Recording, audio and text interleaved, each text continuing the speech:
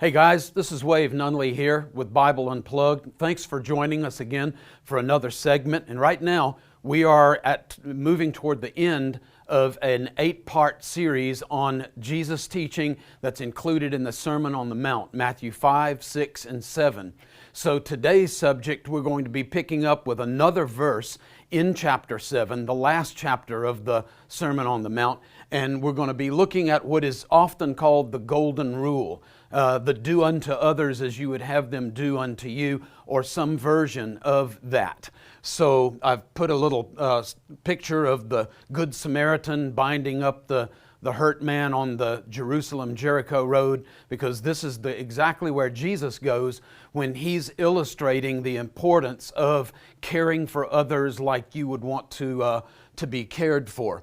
Let's go to the passage at hand. In Matthew chapter 7, and it's in verse 12, Jesus gives these words that then become so paradigmatic, so often quoted, whether by believers or unbelievers.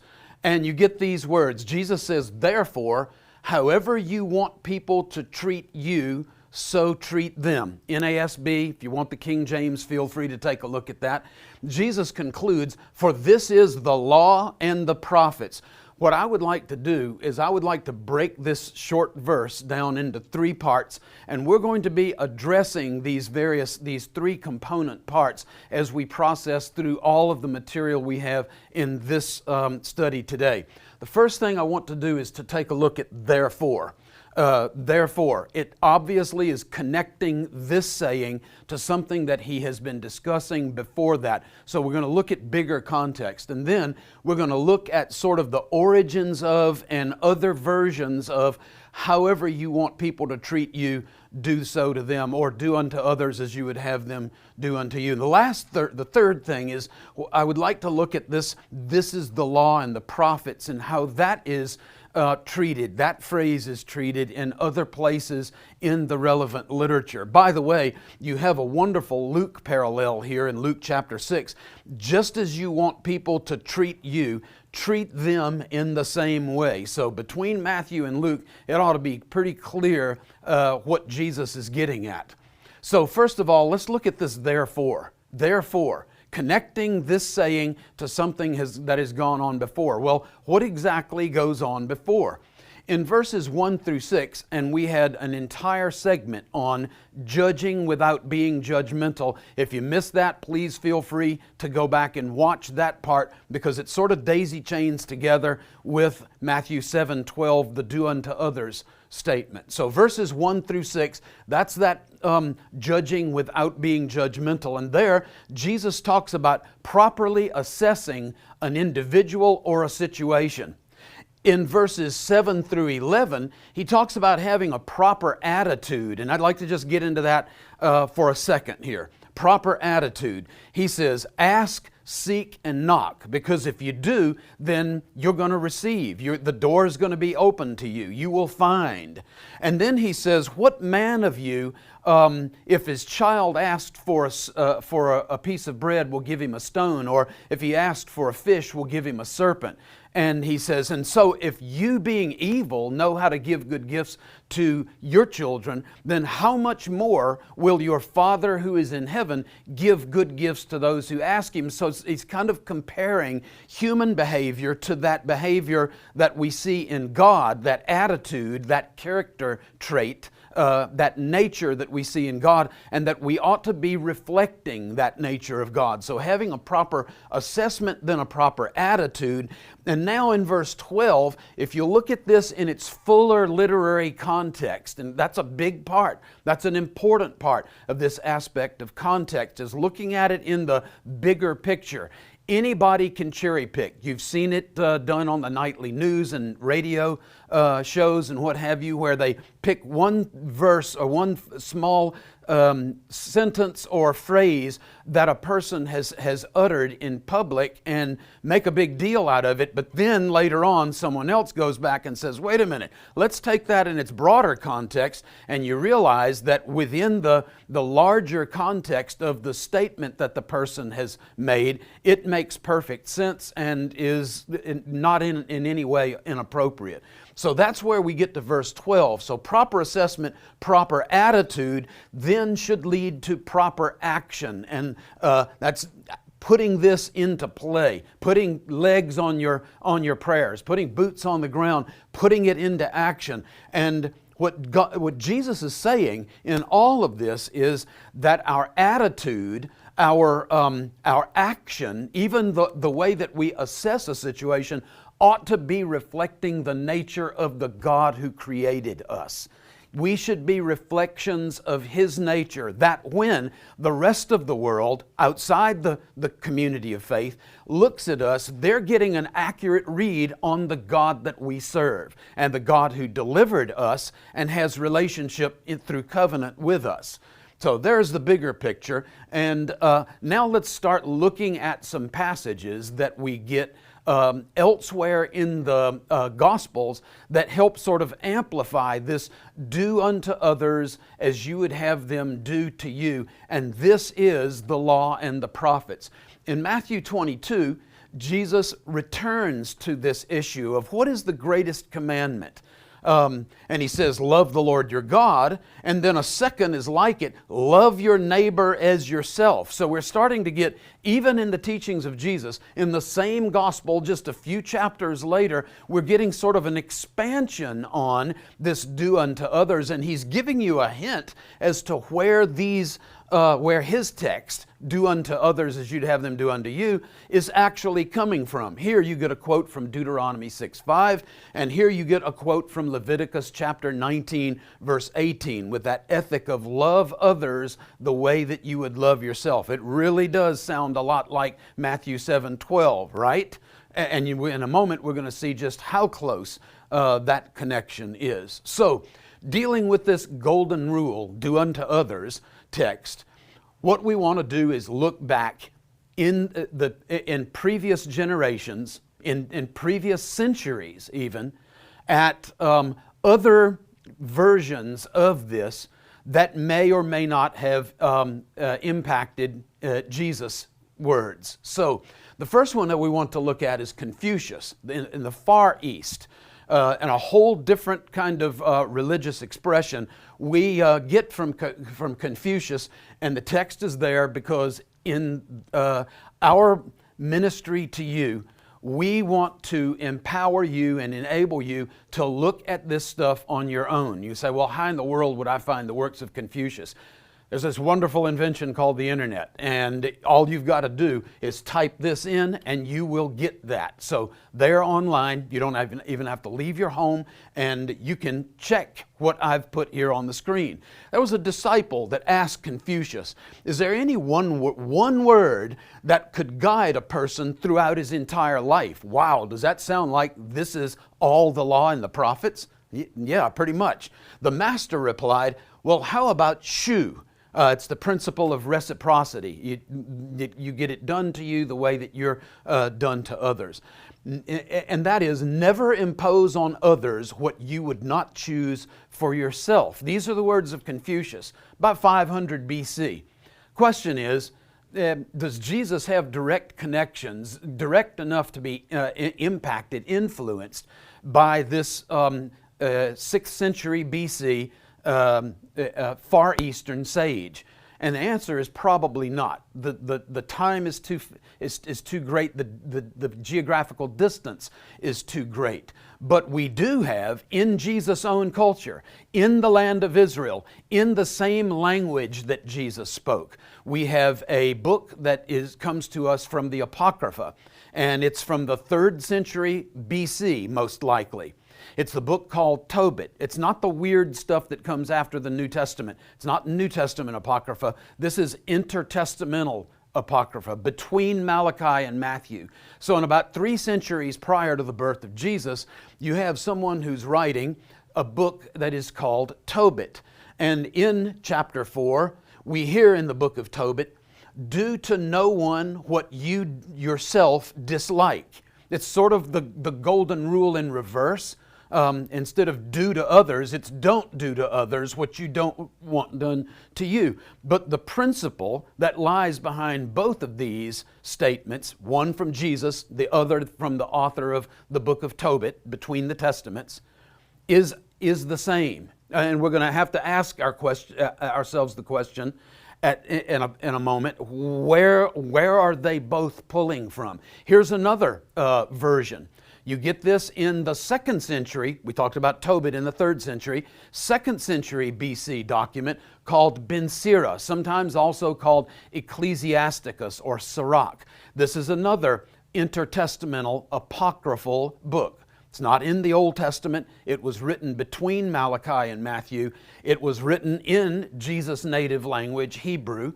And Ben Sira says, judge your neighbor's feelings by your own. Keep your own in mind. And keep in mind your own dislikes. So if you don't like something, likely your neighbor's not going to like it. If you don't want it done to you, then you probably wouldn't want to go doing that to your neighbor. By the way, I put this word in italics, neighbors, because that's exactly the language that we get in Leviticus 19, verse 18. You shall love your, neighbor as yourself. So we know that Ben Sira is pulling from the principle and even the language of an earlier text. Let's take a look at another one. We did 3rd century. We did 2nd century. Now we're going to do 1st century BC.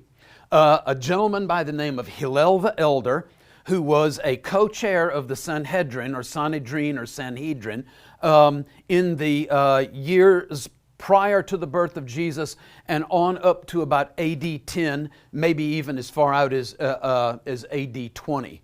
So he says, does Hillel the Elder, what is hateful to you, do not do to your fellow. We heard that in Tobit. We heard that in Ben Sira. Now we're hearing it in a century that is directly adjacent to the birth of Jesus and the beginning of New Testament realities. Hillel the Elder, what is hateful to you, don't do to your fellow. And then Hillel says this is the whole Torah. This is the entire Torah. That's exactly what Jesus said in Matthew 7, this is the law and the prophets. And then even more fully in Matthew 22, this is the whole law. And so you get that same kind of language from Hillel that we later get in the next century, the 1st century AD, from Jesus the Master. And this is what Hillel says. The rest is explanation. Go and learn it. In other words, this is all relevant stuff. Now that you've got the basic, now it's time to start filling in the blanks, giving you specifics and detail and the like. He doesn't dismiss the rest of Torah. In other words, he's actually folding the entirety of the Torah into this kind of language. Again, what is behind this has got to be material that is coming to us from the Hebrew Bible. If the author of Tobit and Ben Sira and Hillel the Elder and Jesus are all basically saying the same thing, sometimes with minor variations, they probably are pulling from or are influenced by an earlier text. So in the book of Genesis, chapter 1, we get this. And this impacts the ethos, the ethical attitudes and behavior of Judaism and Christianity from the time that it was written all the way until today.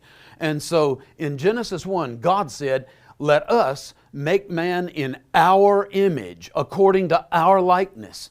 God created man in His own image. And so there is an intrinsic value to human life, to the human individual, if for no other reason than that person was created in God's image. That person is of inestimable value because of the fact that he or she sits at the apex of God's created order.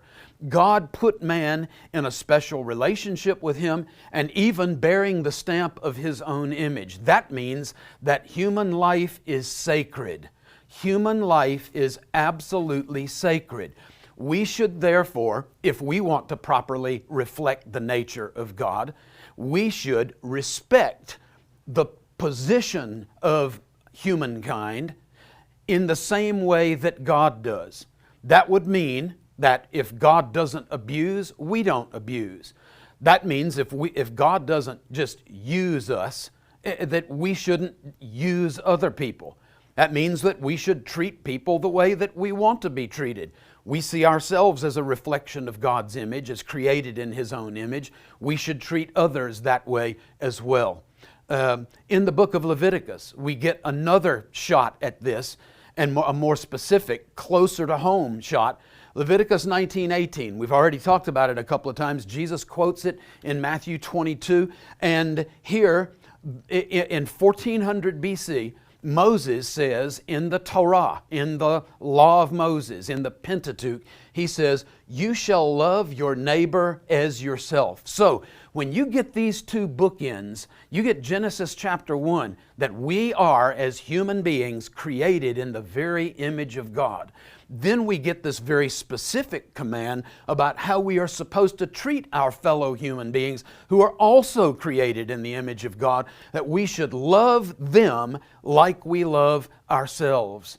Those two bookends really define one of the major points of ethos, one of the major ethical principles that have governed Judaism, has governed Judaism and Christianity for these 3,400 years.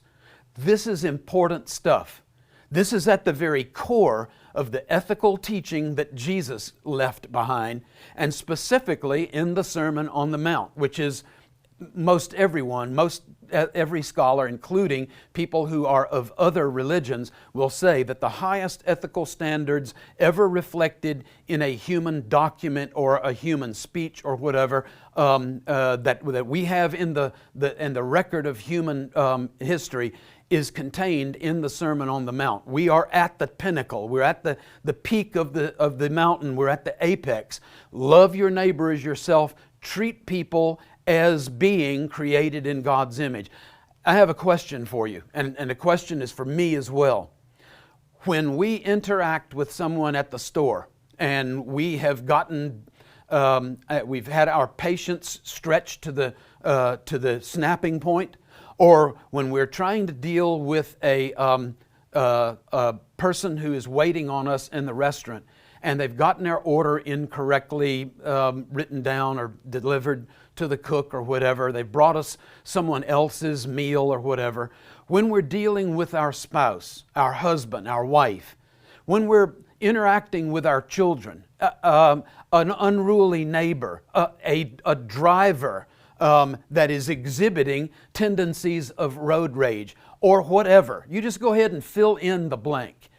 My question is this: if Jesus is calling us to this ethic, this ethos of treating people the way that we should want others to treat us, treating people as being created in the very image of God and in His eyes, and therefore our eyes, of absolutely inestimable value, should we not treat every human being like we would treat Queen Elizabeth, who recently passed away? Like we would treat some really important dignitary, like we would treat someone who may stand to really benefit us in return? Wouldn't we want to treat everyone in the same way that we would want to be treated? We are so quick as human beings to cry foul. Wait a minute, you're stepping on my rights. Wait a minute, that's my territory. No, you have no right to treat me like that. Don't you know who I am? We ought to turn that right around and say, you know what? You are exactly right. You're created in the image of God. I should treat you in the same way that I would treat God. I should treat you in the same way that if Jesus was standing here in front of us, that we should treat Him. What we should do is start looking on the inside of ourselves, as Paul says, examining ourselves and determining, are we, as disciples of Jesus, who have been called on to reflect the very nature, the very image, the very character traits of the God who delivered us and brought us into covenant with Himself, or are we not? Is it possible that improvement can be made in our attitude toward other people, in the way that we speak to others, in the way that we carry ourselves, whether with great patience or a consistent lack of impatience. We ought to be in the process of becoming more like the God who is our Master, our Deliverer, our Savior, on a day-to-day basis. Now that brings us to a really important juncture here, and that is when Jesus calls His covenant community to walk in a kind of relationship with God and reflecting the nature of God and walking in an ethical treatment of other, the way that we've just discussed. Is that something that just comes naturally? Is that just an inherent, innate part of human nature? Is this something that we learn in school or that we can get from some sort of a textbook or whatever? And the answer is no. As a race, as the human race, we are incredibly fragmented and broken. That's where God finds us. We're told by the Hebrew prophets, we are all like sheep who've gone astray. All men are liars. All have sinned and come short of God's glory. Our sins are like scarlet. Our iniquity is ever before us. We are a broken race, human race.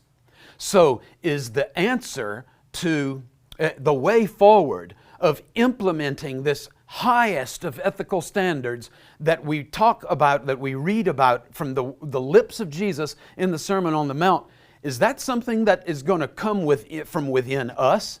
Is that something that we say, well, you know what, I'm just going to turn over a new leaf? Good luck with that. This next year, New Year's resolutions, this next year, I am really going to make an extraordinary effort to honor my spouse, to not get irritated so easily, to speak so hastily, to speak with such anger.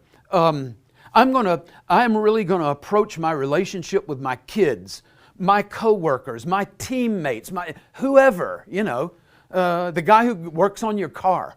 I'm going to approach them with a completely different attitude. That's my New Year's resolution. Again, good luck with that, guys.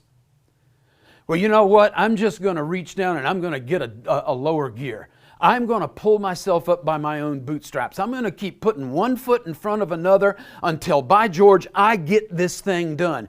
I am going to will it. In my own self-discipline, I am able to make these things become an inherent part of my character. Again, I would say good luck with all of that. I've seen people for 67 years almost try to implement those kinds of most fundamental changes in our human nature. Nature, nurture, my education, family of origin. I've seen people try to rise above that, and it usually ends up in failure. And then you'll end up with the next stage, frustration, and then in the next stage, discouragement and despondency. Well, I give up. I've tried, speaking with a softer tongue. I've tried being more encouraging. I've tried being more positive. And I guess I'm just not good enough. No, you're not. No, nor am I. This is the beauty of the good news. God promised that what He would call us to, He would equip us to accomplish. So, by His transforming work inside of us, as daily we just simply say, you know what, this high ethical standard of treating people the exact same way that I would want to be treated if the situations were reversed, I am simply not capable of that. But this is this God who says, if you will yield to me, then I will get on the job. I'll get to work on the inside of you, and I will start changing you in a very fundamental, basic kind of way. Right back to the building blocks of your makeup is as a person, what your personality, your character is. He will get involved. And here's another thing that He's going to do. He promises that He will empower us to walk the way He's called us to walk. It's not like what I've heard from other preachers. Look, God saves you by His grace, but look, brothers and sisters, after that, it's totally up to you. It's not that way, and it's not totally up to me or you. And if the job's going to get done, it's not going to be done because I say the right things in a New Year's resolution or I'm such an awesome person. It's not that way. So He is going to transform us, work on the insides of us, reorient us, recalibrate our switches, and He is also going to empower us, pour out His power into us. Guys, that is good news. Bad news is, hey, get out there and get it done yourself. I've told you what to do. Now you just get out there and flail away and do your best and, hope for the best and try to make it happen. That's a guaranteed crash and burn situation that you've got on your hands right there. So, most everybody that I'm talking to has tried that way, seen other people trying it that way. I'm just going to pull myself up by my own bootstraps, and you've seen over and over, your life and other lives, that just didn't pan out. So, I'm suggesting to you a different way forward. The God who calls is a God who wants to transform us fundamentally, radically on the inside. Change us at the most fundamental level of our personality. And the next thing that He wants to do is pour His power out into us to live the way He has called us to live. The same God who calls is the same God who transforms and empowers. And ladies and gentlemen, that is good news. It doesn't make any difference what denomination you're a part of. It doesn't make any difference what book you happen to be reading right now. Makes no difference what TV or radio shows and TV or radio preachers that you're listening to. If it doesn't include those two components, God does the transforming and God does the empowering, it's not really good news. It's just more helpings on your plate that you're going to have to shove down. More irons in the fire, more plates spinning on the dowel rods that you are going to have to make happen some kind of way. The good news is that the God who calls, transforms, and empowers us. He does that as we yield to His work in our lives. As we acknowledge, you know what, I can't get this done. I can't live like that. Whether it's the words of Moses or just reformulated in the words of Jesus in the Sermon on the Mount. The point is this: He has given to us a message of good news. And the good news is, it's not all up to you. It's not all about you. It never has been all about you. It's always been about Him. And then when you cross the finish line and you treat somebody properly and you love them like you would want to be loved, you love them like God would love them, then when you get to that point, guess who gets the glory for that? The God who transformed and empowered you to live in a way that is so contrary to human nature. Is that not awesome? God is the one who receives the glory. He's the one who gets the accolades, the honor, because He has worked effectively in your life. Let me encourage you to not give up on this Sermon on the Mount, just marking it off the list of, well, can't put that on my bucket list because it's just too hard. I could never live up to that. That ethic is just too lofty, unreachable for me. Yes, it is, if you only go with what's inherent in your human nature. But the God who calls, the God who transforms, the God who empowers, He can take us to that place. Let me encourage you to live the rest of your life in light of the true and the full good news.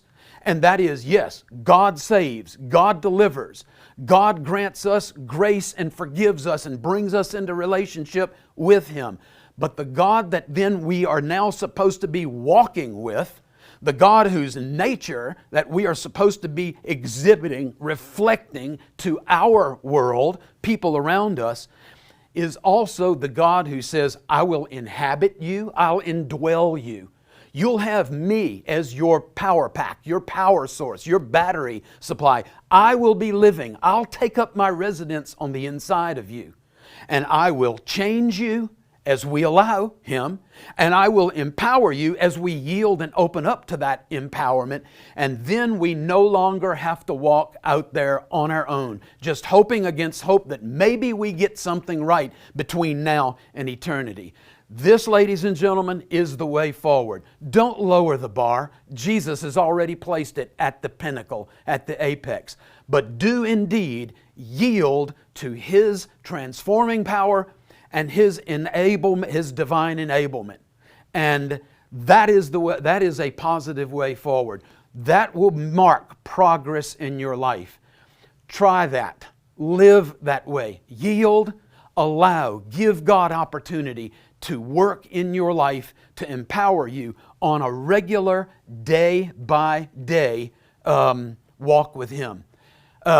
In the rest of the New Testament, Paul tells his followers in the city of Rome, when you love your neighbor, you fulfilled the law. Elsewhere, he says, love is the fulfillment of the law.